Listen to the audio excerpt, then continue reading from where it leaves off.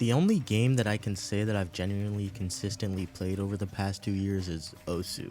Everything else, honestly, has been really hard to complete for me, despite my best efforts. Hell, I haven't even finished Silksong, and Hollow Knight is my favorite game of all time. However, I've done quite a lot of reading, whether it be manga, novels, or visual novels. A lot of the time that usually would have gone to your good old game has shifted for me, mainly visual novels. Low-key though, I'm sort of LARPing here because I haven't finished that many, and I have a few novels that are like 20 hours in and not completed for some reason, but I've still engaged with them quite a bit. And the biggest visual novel that I've completed on my own would be Wide Open 2, and it's honestly the only quote-unquote real novel that isn't essentially ultra mainstream that I've finished on my own, although like I said earlier, I have started others. However, there are also novels that I've finished that weren't on my own. If you're super private or whatever, maybe the thought of having to read a multi-hour novel alongside one of your idiotic friends that is currently obsessed with Subaru or a monster, happy birthday Daniel, or something else straight out of Real sounds like hell on earth. But for me, it sounds like a mighty fine time, and everyone should try this at least once. I'll get into a few spoilers here and there, but there's not going to be anything too major unless I state it beforehand, so feel free to stick around. Happy birthday, Troja Drip! This day, 17 years ago, you were reborn as the savior. All life shall celebrate on the 24th. Today, we are having a wonderful day down the rabbit hole for you, Troja Drip. So here is your gift. Subahibi, the novel that has honestly gained a bit of notoriety lately. A 50-hour romp through what can be only described as pure insanity, and something that I think might be impossible to forget, even if you were to have your memories eaten by gluttony. It was a game I was interested in playing all the way back in 2024, right after finishing White Album 2 and wanting to go into something else, but I was not about to play this game alone, and because for some reason it really scared me, which doesn't really make any sense because the game is not scary, but I was not about to risk it. So I made a group chat properly named Subahibidi Party with the famed spoiler devil, who I will affectionately be referring to as Jesus Christ, who I will affectionately be referring to as Ichirushu, and then eventually another person who is just named Tad. There's no need for privacy. And just like that, it was the start of it all. The glorious savior Sca-ji brought us three together for the wonderful journey we would be having down the rabbit hole. And then Ichirushu stopped reading after 2 days. But it's okay, because Tad stuck it out until the end, and I'm sure he was glad he did too, because every single detail about Chapter 3 filled us with immeasurable joy. Nobody ever left during a certain Sca-ji flashback scene. Hell, we even took the time to assign someone we know in real life to a different character, which led to a multitude of complications, especially near the end. At least I got to be Kimika. Ichirushu was Aura Demon Sca-ji, and Tad was Yuki. And one of the high school teachers Ichirushu didn't like was Tomosane, so I think that they all had it worse than I did. Experiencing the hell of Chapter 4 was just amplified by having someone there right along with me to say everything that I was thinking, and I think the peak of this game was definitely Chapter 3, but Chapter 5 was so fun to sit through, especially when the mystery started to unravel, and even build back up again. I mean, come on, like, we got over the dog scene. The dog scene. Like, we were so patiently waiting for it, and then it wasn't even in the top 20 scenes in the game.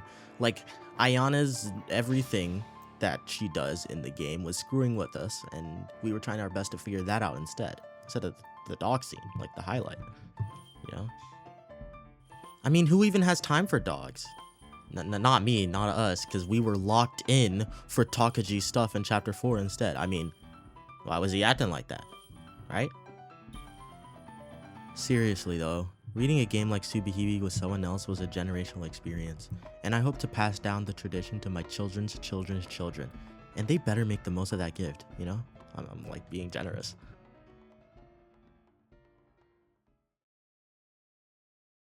That's finally me and you and me, just us and your friend Steve. Do Steve. Do. What's the deal with your friend Steve? How's it going? Of course, with such a splendid experience, who would ever just want to leave it there? We needed more. Another game to get us back into the groove of waiting 12 hours straight for everyone to be done with school and work and to get back into that call for 6 hours just to make up for it. So I picked back up a game that I had dropped quite a while ago, You and Me and Her, or Totono for short. I already knew that this game would fit the bill for what we needed, and anyone who's played it will too. This was another game where we assigned people to characters, with Tad being the main character and two of our friends being Miyuki and Aoi, alongside a cameo appearance from Ichirushu as Yutaro, and anybody else filling in the gaps. Of course, this made certain scenes an absolute joy to sit through, and others not so much, but Totono specifically was really fun to play with someone else because of its ending. Big spoilers here, skip ahead to the timestamp to avoid them.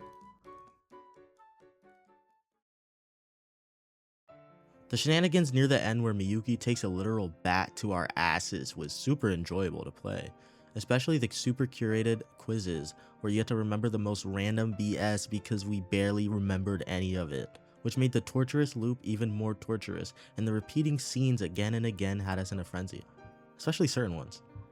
And at the end of the game, when you had to decide who you would be getting with, we deliberated for I think an hour, just sitting on that screen and mauling over having to choose one or the other.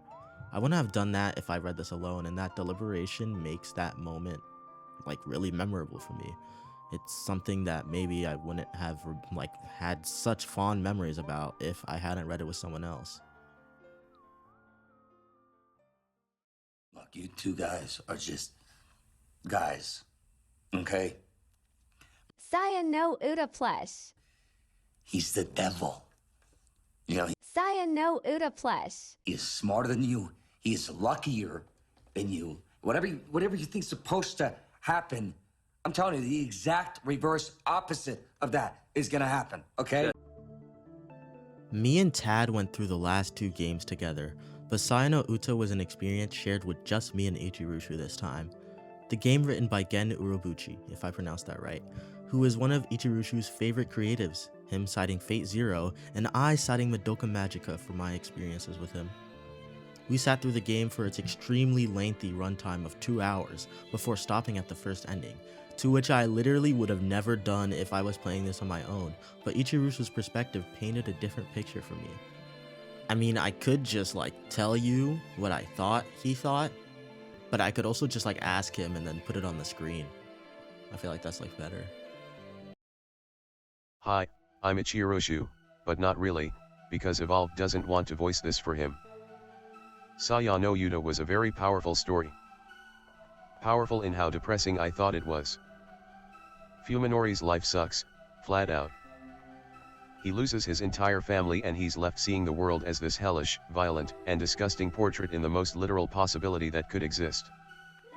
You as the reader get to see his misery and experience it with him as he dives deeper into his depravity. I think the ability to immerse the player in the story to such an extent like that is such a strength to VNS and the medium as a whole, for better or worse. I quit reading Saya no Yuta at the first possible ending I could get because of that. It was very very distressing to watch Fuminori's descent into madness, both for me and the characters in the story. I just wanted it to be over. I wanted this troubled soul to find happiness and save himself before he could no longer be saved.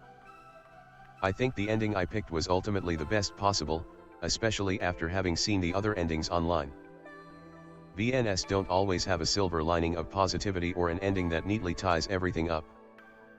Despite being catered and curated works, I think they illustrate that life isn't a story, that things can happen for inexplicable reasons and that they don't have to mean anything overtly positive or negative.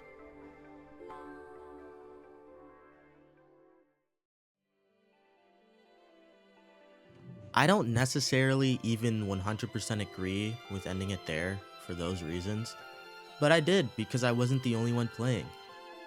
Of course, I could have just continued it on my own, but for an experience like that where it was shared intimately with someone else, I think the choice that it got out of me made for something special in its own right. Of course, I know not everybody could handle or even respect such a decision, but I would consider doing something similar if you're going to read something like this with somebody else, especially if that choice isn't just meaningless.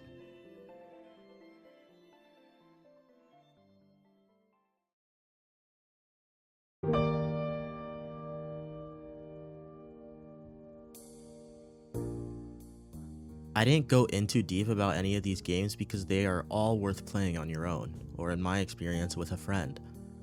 I mean, think about it. When's the last time that you shared a book? Not like in a book club or where you like read the same manga chapter at the same time it comes out and then like share your thoughts afterwards, but like read a book at the same time, like hold it in the same hand with your homie or whatever, whoever you're reading with. That's not something you do. Like if you go watch a movie, you can watch it on the screen with someone else and then you can talk about it mid-movie. I mean, if you're one of those people like I am. But with a book, you can't really do that. Visual novels let you do that. Especially with something so long form, I think it's special. I think that experience is something that can't be replicated anywhere else. Depending on who you are, it could be for the better or for worse.